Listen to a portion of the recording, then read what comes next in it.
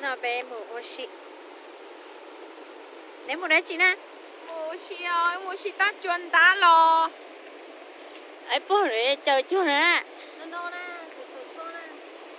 Nó chỉ mất con trôi nè, tụi có của ta lo tè. Bé tôi bé lắm, bé lòi vậy cơ theo. Ta bé là một con tôi cổ lên.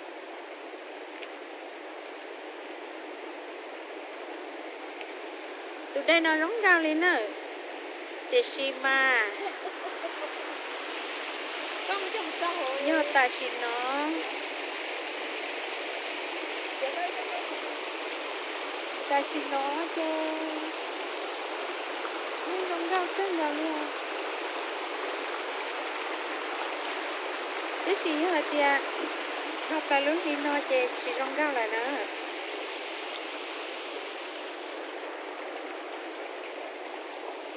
Ta tỏ bóng mua đây à.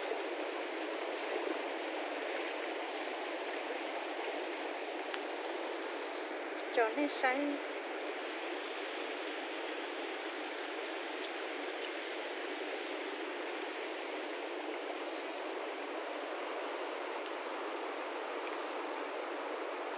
Thế là vậy nó rống rau rồi.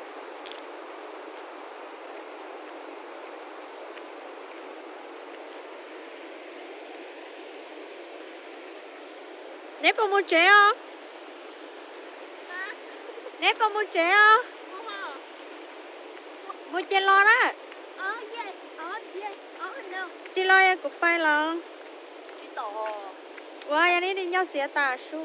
Chị cho mó cá sĩ tử thủ.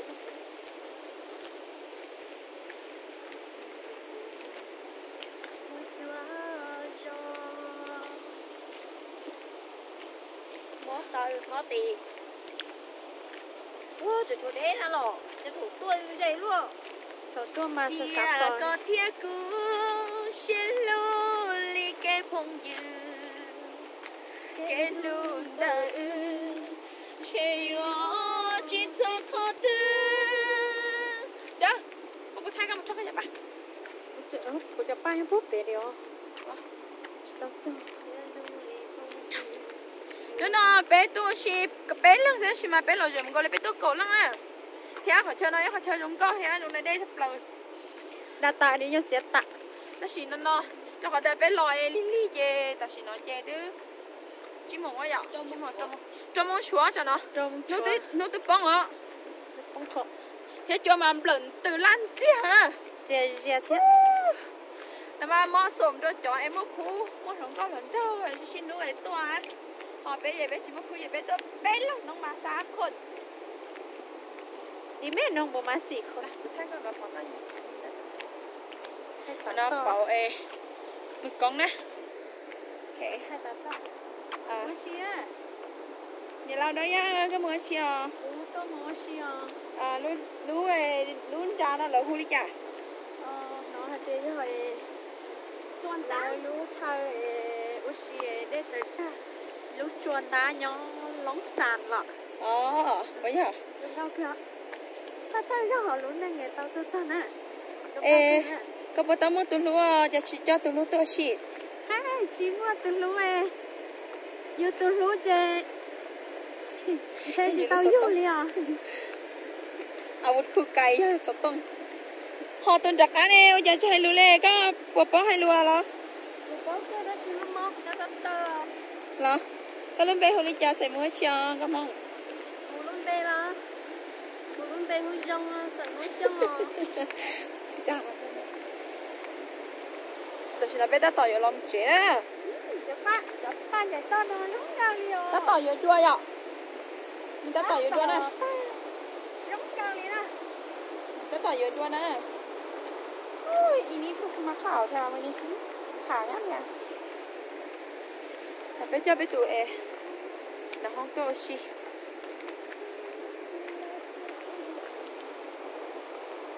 bé ta tỏi lòng chế nó tôi xin nó cô ta thầu bé tua mà nên cho chúng là cho chế tua chế polu bé té bé lỡ tua rồi hôm bia bên khóc khuya à hay gì mà là là một ta vậy cho bé bé thì là cá sấu nè Bé phát tỏi vô là một trẻ không? Trong tôi bé cả vô một phút là viên kìa. bây giờ một đại viên chăn á cho cá viên nè cho nó biết tới to cho in trái kê liò bây giờ bay viên không chẳng còn không có cho nên mà có ý có món bê chè khẩu bếp nào có có sao kê luôn ta chỉ cho có tư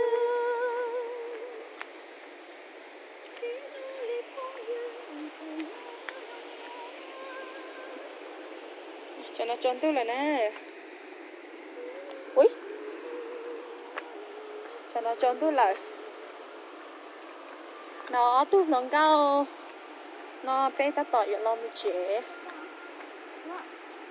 đang gọi thay đổi tại sao nè thay đổi chỉ tao cho thêm một cái lấy hết chỉ cho đi cao đó chị ấy tôi tròn tôi vậy bé chế mà lo tôi chỉ tao lo cho nó đi tròn tôi là nè cho nó núp bóngเลยbé chỉ tao lo liền nè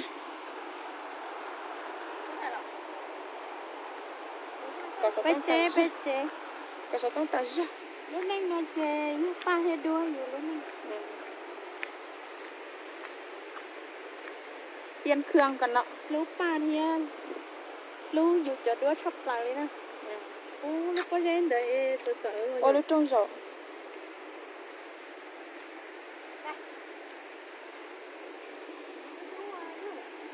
nè nó đứa nè nè lúc núp bóng rồi nè chỉ cho xả他起来用个了，哎，我们接了呢，别人到了我们接呢。姑爷爷到那了，我想看。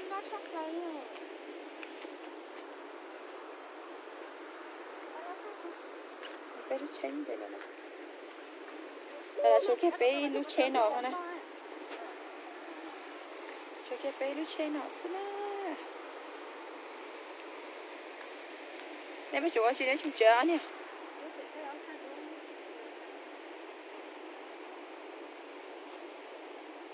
cái ban đúng tốt nó bé là bé lại ý xịt cho sai thế